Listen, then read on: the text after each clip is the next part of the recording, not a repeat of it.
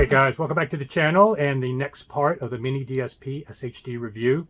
In this video, I plan to jump in my chair again and walk through the manual. It's one of the best manuals I've ever had on a piece. 80 pages, very thorough, should be the benchmark for which other companies shoot for with quality, just the graphics, everything is laid out just so nicely. But there are a few things that I encountered that I can give you some tips that if it's maybe confusing to general public, and I can give you some tips, and also I'll show you which features I am using and not using and why, because it may be variable for you which ones you may use. And also it walks through the other SHD products, so you may be able to save money by getting maybe the SHD Studio versus the SHD. So I'm going to walk through that in a minute. I'll jump in my chair and bring it up. But also this series has triggered the normal conceptual ideology things with EQ and Dirac. It's kind of morphed from just an SHD review into an EQ review and Dirac and a tutorial and the ideology behind that and dogmas. And so I wanted to address some of the questions and comments and criticisms that people levy against EQ. And now the first thing I'll get out the way is if people don't want to use EQ, nobody can ever say I've ever gone to somebody's house and told them they need EQ. I almost treat this like my own recipe, like a restaurant secret recipe. I don't want to go out there dogmatically telling people they need to do this. I like to share these tips because I was in the ballpark where a lot of these naysayers are before. I just thought it was not worth my time, or when I tried it, dabbled in it, didn't invest enough time, but eventually, I kept coming back. And for some people, that's the only way they'll ever get to a point where they embrace it. They're not going to take other people's advice, and that's fine. Let people do whatever they want. There's a lot of people that just want to come home from work, enjoy their system, and not dabble all the time and have to constantly save different EQ curves and tweak and all this stuff. Everybody in the hobbies, at different points of where their journey is, and also where they feel comfortable and what type of equipment they like and what they can do with their room or not do with their room. So there's no point in dogmatically forcing people to do stuff that they don't want to do. But for people that do want to learn and embrace EQ, that's what my videos are for in this series. So also to give you guys, on the flip side, I'm a live and let live guy, but if somebody comes at me and says, EQ's stupid, well, then you're picking kind of a bad fight, because I've got, first of all, you've got your ears to prove it, and I can A/B anybody in my chair. We can turn on and off and do that kind of thing. But let's go to the most common argument that I hear, because it is based on some measurement thing, like the phase shift argument. Anytime you use EQ, you introduce phase shift. And Amir with Audio Science Review did a very thorough video, so I'm not going to regurgitate that in terms of phase shift and whether that's audible, especially with related to EQ and stuff. And so science and study, and that's a measurement guy, so he even sees, yeah, it does introduce phase shift, but from the standpoint of audibility and materiality, it's just not something to be concerned about. It's much like I've said in the past, when you see these signal to noise ratio rankings and you see a 135 dB signal to noise ratio DAC and a 132 dB signal to noise ratio DAC. Yeah, there's a difference of 3 dB, but it's totally immaterial. Your noise floor in your system is only as good as your lowest component, and 132 versus 135 is totally inaudible, that difference to your ears. So, same thing with this phase shift argument. There are tons of things in your system and your room in general that introduce phase shifts more than EQ is. And kind of no analogy is perfect, but let's just walk through, it's almost like calling the fire department for a candle burning versus a house fire. Or let's say I have to get to Hong Kong. I can either choose to hitchhike, stow away on a boat, take a bicycle in Asia, and eventually get there, or I can take a plane. The argument that these guys are doing is like a well actually guy saying, well, if you take the plane, you technically can't fly direct from Houston. You're going to have to layover in Japan and go through TSA. So again, in the comparison and benchmarking to other options, it's just not seeing the forest through the trees, in my opinion.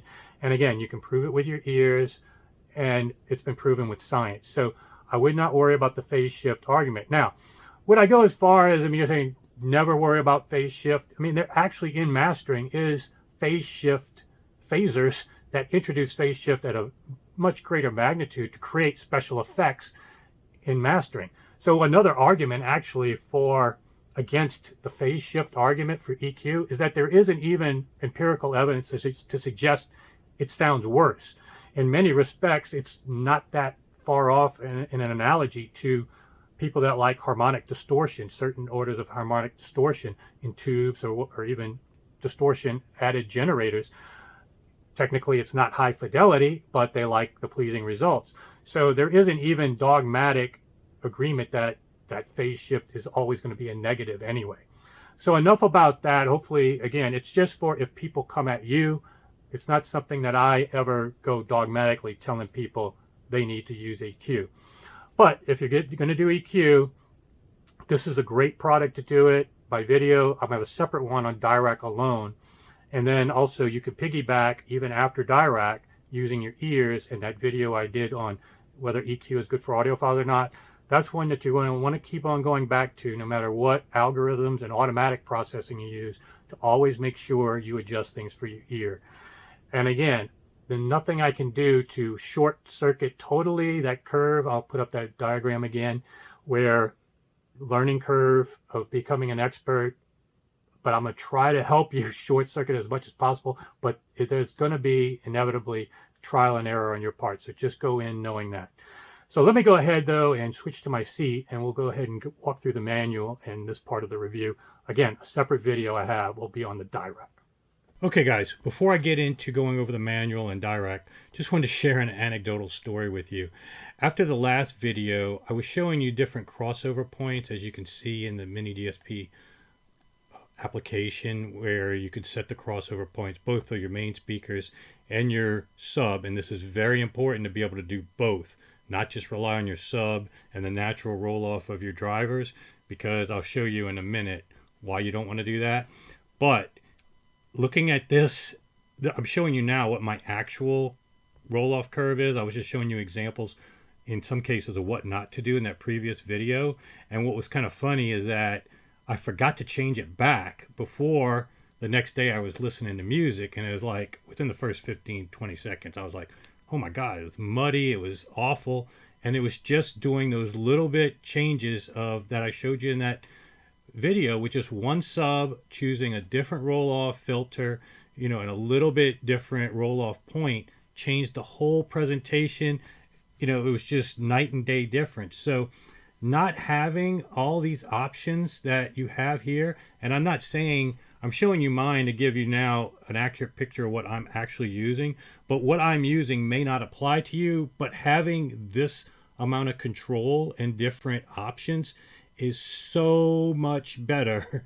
It's like going to Hong Kong on a plane versus hitchhiking, compared to all these, toggle switches and dials only from your sub, and you're having to rely on the natural roll off of the driver of your speaker. That's a minefield of issues that you just don't want to have to deal with.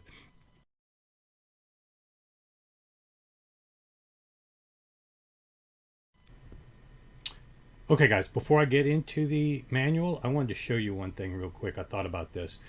I'm showing you measurements that Stereophile did on a speaker where they had an external crossover. So they were able to just measure the drivers behaving on their own, how they roll off each independent driver, a woofer, tweed, or mid-range. And why that's important, remember, when you have your floor standing speakers, yes, it has a passive crossover network in theory for the drivers when they're handing off to each other within the speaker, to each other, but they usually don't have anything at the bottom end. They don't have a built-in rumble filter or something to roll off the woofer at the very bottom. They just let it roll off naturally as it, as the woofer would behave. And as you can see here, when they analyze independent drivers, irrespective of any passive crossover parts in there, and how drivers behave on their own merit, it's crazy. It creates all kinds of weird anomalies as it's rolling off. It's not very smooth. So digitally being able to control that and do it premature to where the driver does it naturally is far more accurate. And even in the passive realm, even if these were being passively controlled, let's go ahead and let me show you the GR Research and Extreme measurements. I can even show you that.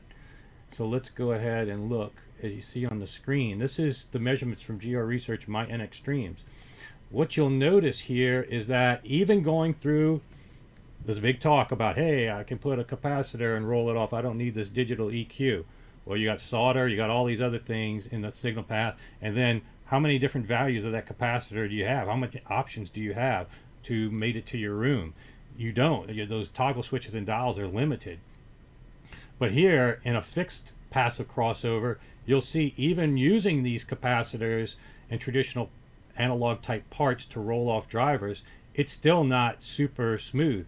You can see where things that peak up here, guess what it shows to the summed line? These things end up peaking up. Anything that happens down here ends up impacting the sum line of them all together. So you do have to look at the behavior of the roll-off, because anything that happens in this roll-off here impacts the sum combination of all the drivers. And so we don't see anything under 200 hertz with the N Extremes here. So this is showing strictly passive crossover parts rolling off these drivers, and this is how it performs. Let me go ahead and switch back to the option where you can see on the SHD. You should be able to see that now on your screen. Let's go ahead and look at that.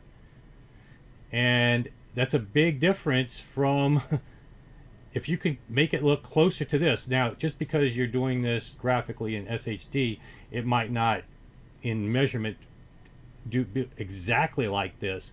But if you're doing this premature to the driver's natural roll-off, in both cases, it's more likely to be smoother than just relying on the driver on its own or passive crossover parts. So just wanted to show you how powerful this can be in controlling the roll-off of the driver, because everything that happens down here can impact the summed results of these drivers. So don't overlook that part and the advantages that, again, digital EQ can offer that analog parts can't. All right, let me pause again. I'm going to bring up the manual and let's go through that. Okay, guys, let's briefly go through the manual. I'm going to walk you through some things, tips that may help you going through it. It's an 80-page manual, really good manual.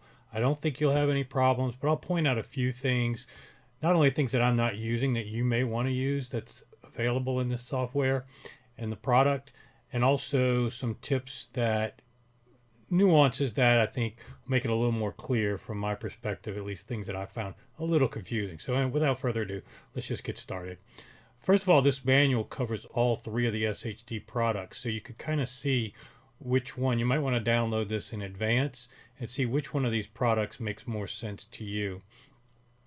Although I'm all digital, I went with the SHD, not so much for the analog inputs, but for the 4 XLR outputs that it has that the SHD Studio doesn't have.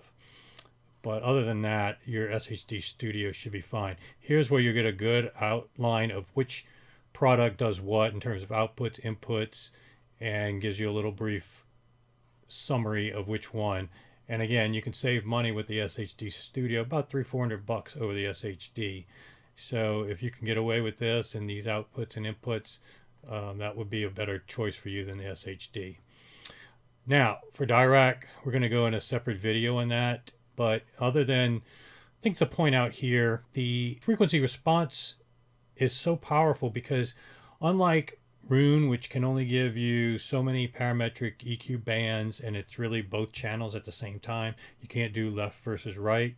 In the SHD, there's parametric EQ that allows you to do left versus right, but you're still limited to 10 bands.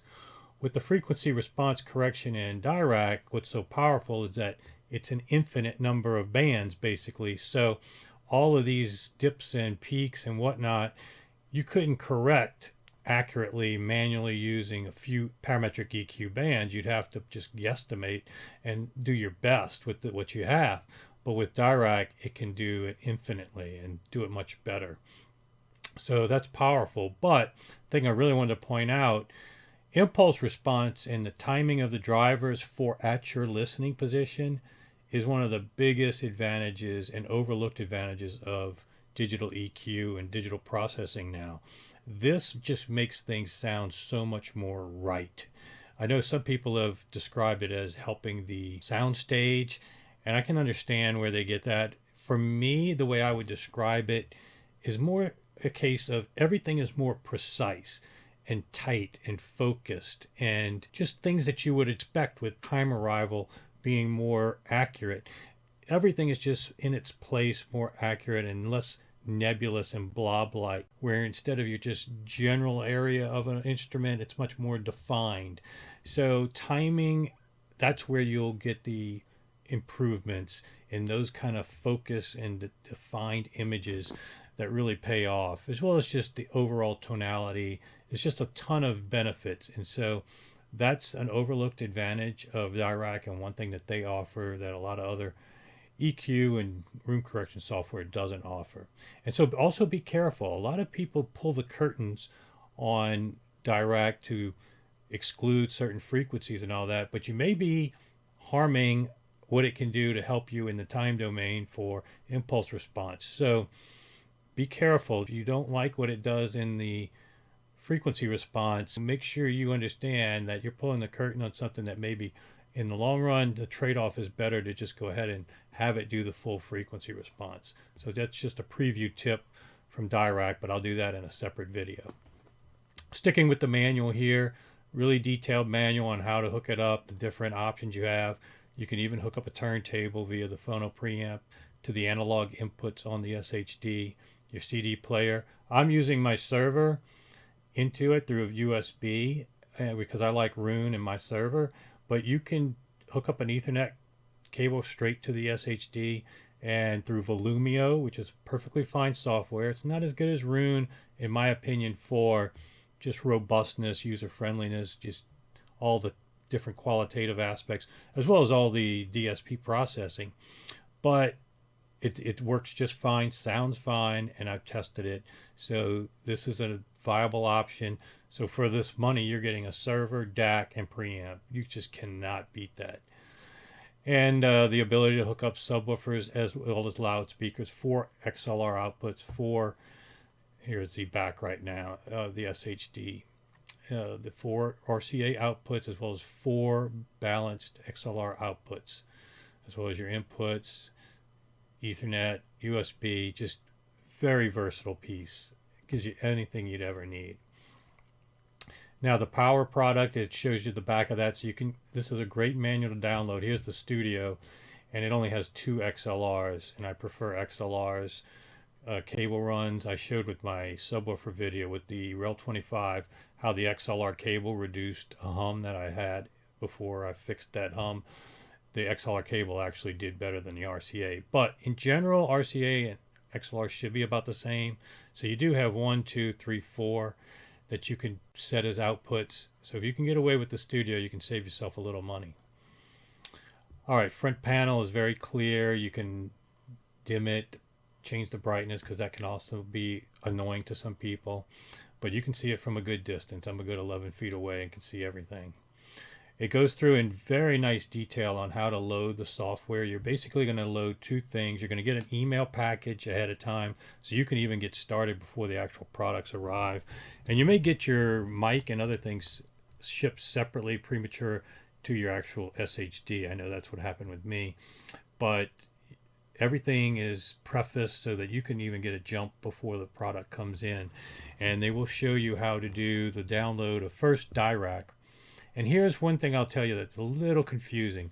When you go to the Dirac website, you may have to register, but you don't want to buy the software. It's not like you buy the software and get a redeem code for SHD, miniDSP, that you paid for it.